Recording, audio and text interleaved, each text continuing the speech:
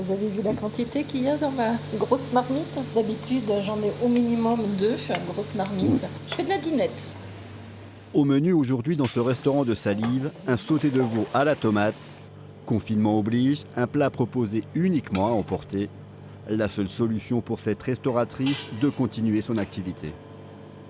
Envisager de rester dans un canapé ou d'aller traîner sur Internet pour trouver des aides,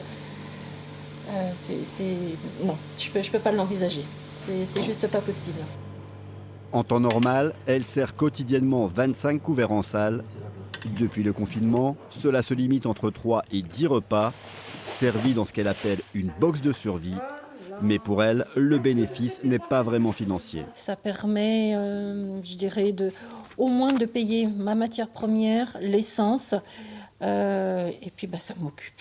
Au lieu de dépenser de l'argent dans des antidépresseurs, voilà, j'ai mon antidépresseur naturel, qui est la cuisine. Autre exemple, dans ce restaurant 10 sur 10. Donc, cette semaine, on a prévu une petite joue de bœuf braisée au vin rouge, accompagnée de lentilles bio de la région. François Lagru s'est lui aussi lancé dans la vente à emporter, surtout pour ne pas rester loin de ses fourneaux. Ses ventes de box se limitent à une trentaine par semaine.